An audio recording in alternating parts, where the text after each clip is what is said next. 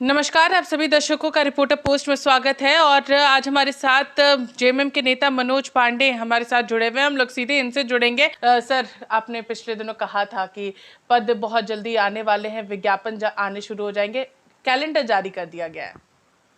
यही प्रतिबद्धता दर्शाता है माननीय युवा मुख्यमंत्री का, हमारे सरकार का। करीब करीब मुझे लगता है आने वाले 6 महीने में 1 लाख के करीब रिक्तियों की प्रक्रिया पूरी की जाएंगी, युवाओं को रोजगार मिलेगा और ये सुनिश्चित किया जाएगा कि 100% रोजगार या नौकरियां हमारे यहाँ के माटी के बेटों को मिले। उसके लिए सरकार कृत संकल्पित है। इसको लेकर के अभ्यर्थी आंदोलनरत हैं, अभी भी उसको लेकर के अपनी आवाज़ बुलंद कर रहे हैं। लगातार उन लोगों का जो बातें हैं वो कहते हुए सोशल मीडिया पर भी वो लोग कहते हुए नजर आ रहे हैं कि ज़रूर यहाँ पर कैलेंडर जारी कर दिया गया है, लेकिन क्या कुछ इसमें नीति रहेगी सरकार की ओर से? देखिए, वैसे विरोध करने वाले मुझे लगता है अब गिने चुने लोग हैं, मुट्ठी भर लोग। आपने देखा होगा पिछली बार जो बंदी का आह्वान हुआ था, उस बंदी में पूरे झारखंड से 120 गिरफ्तारियां मात्र हुई थी। उतने ही लोग सड़क पर उतरे थे और मैं दावे से कहता हूं वो कोई छात्र नहीं है। सभी बीजेवाईएम के कार्यकर्ता और आजसू के कार्यकर्ता सड़कों पर उतरते हैं। जो छात्र हैं, जो सही मायने में छात्र हैं, जिनको नौकरी की तलाश है, वो सभी तैयारी में मशगूल हैं। वो प्रतियोगी परीक्षाओं की तैयारी कर रहे हैं। कई सारे अभ्यर्थी ये भी कह रहे हैं, उनकी आवाज़ सिर्फ इसलिए वो उठा रहे हैं क्योंकि जो 40% ओपन फॉर ऑल रखा गया, इसी को लेकर के वो अपनी आवाज़ बुलंद कर रहे हैं। तो क्या इस कैलेंडर जो अभी एग्जाम्स होंगे, क्या उसमें भी इसी तरीके की चीज़ें देखने को मिलेगी? देखिए, 40 ओपन फॉर ऑल ये एक बहुत बड़ा एक ऐसा झूठ है जिस झूठ को प्रचारित किया जा रहा है विपक्षियों के द्वारा। हम लोग बार बार वही समझाने का प्रयास करते हैं और अब समझ भी गए हैं यहाँ के छात्र। 40 ओपन फॉर ऑल नहीं है, ठीक है, वो अनरिजर्व्ड कैटेगरी में है। हम कानून बना के उसको रोक नहीं सकते हैं, क्योंकि हमने जो विधेयक पास करके भेजा है, अगर केंद्र की सरकार 9वीं अनुसूची के तहत उसको शामिल करती है तो वो भी संभव हो जाएगा।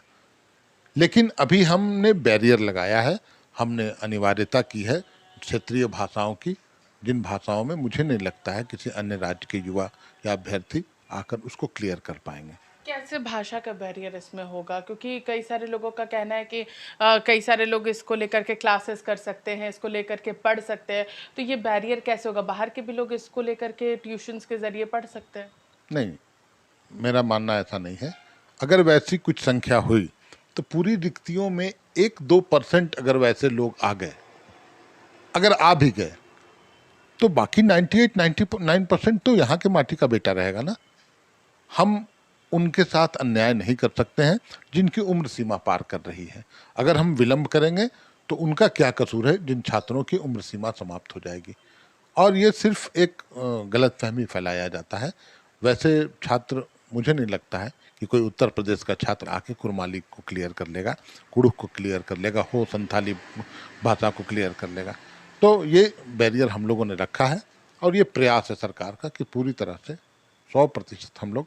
और देखिए, ये बहुत बड़ी बात है। मान लीजिए 1-2% आते हैं, तो हम लोगों ने देखा है कि पूर्ववर्ती की सरकार, रघुवर सरकार, यहाँ पर जब हाई स्कूल की शिक्षकों की परीक्षा हुई थी, उसमें 92% अदर देन झारखंड, मात्र 8% लोग झारखंड के थे, 92% बाहर के लोग थे। अब तो ऐसी व्यवस्था की गई है कि 1-2% अगर आ गए तो आ गए, नहीं तो 100% झारखंड का युवक छात्र रहेंगे। आप लोगों की ओर से 2 विधेयक की बातें लगातार की जाती है, जो जैसा कि आपने कहा कि 1932 खतियान का जो विधेयक था, उसे राज्यपाल के पास भेजा गया, राज्यपाल ने उस विधेयक को वापस लौटा दिया सरकार को। अब 27% ओबीसी आरक्षण का जो विधेयक था, उसे भी राज्यपाल ने लौटा दिया। तो जो आरक्षण का मामला था वो कहीं ना कहीं फंसता हुआ नजर आ रहा है। एग्जाम सब कैलेंडर जारी हो गए।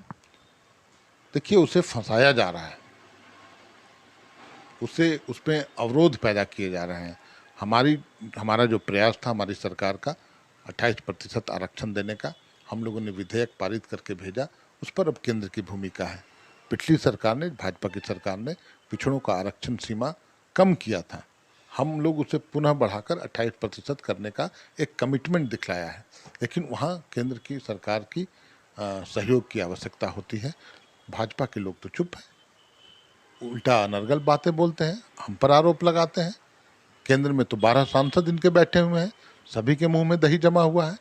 तो खैर, जनता सब देखती है और समय पर रिएक्ट करेगी, जनता समय पर जवाब देगी। झारखंड कर्मचारी चयन आयोग की ओर से जो 10 कैलेंडर जारी किए गए, उसको लेकर के अभ्यर्थियों को क्या कुछ संदेश अब आप दीजिएगा, क्योंकि अब धीरे धीरे जो पद के आप लोगों ने बातें की थी वो जरूर सामने आती हुई नजर आ रही है।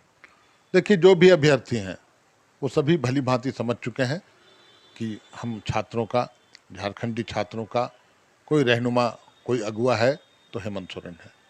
और सभी छात्र, सभी अभ्यर्थी अब तैयारी में लग गए हैं और वो परीक्षा की तैयारी में लगे हैं।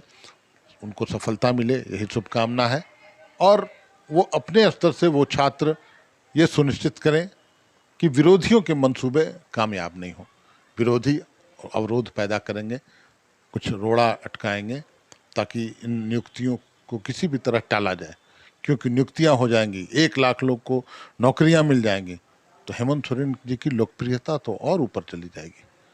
अभी तो इंडियन एक्सप्रेस के सर्वे में सबसे लोकप्रिय मुख्यमंत्री के रूप में शामिल हुए हैं। तो वो उनको खटकता है, वो प्रयास करेंगे। अभ्यर्थियों से मेरा सलाह होगा, उनसे गुजारिश होगी कि बहकावे में ना आए विरोधियों के, और अपने नेता को, जिनको उन्होंने बिठाया है, उन पर विश्वास करें। तो इसको लेकर के इनका स्पष्ट रूप से कहना है कि अभ्यर्थी इसको लेकर के तैयारी करे, बहुत जल्द सारे जो विज्ञापन है वो भी सामने आएंगे और उसको लेकर के तैयारी पूरी करे। जो भाषा का यहाँ पर बैरियर लगाने की बात मनोज पांडे ने यहाँ पे कही है, अगर अभ्यर्थी गौर से समझे तो यहाँ पर जरूर 40% में बैरियर लगा हुआ है। तब तक के लिए बने रहिए रिपोर्टर पोस्ट के साथ, मैं पूजा। नमस्कार।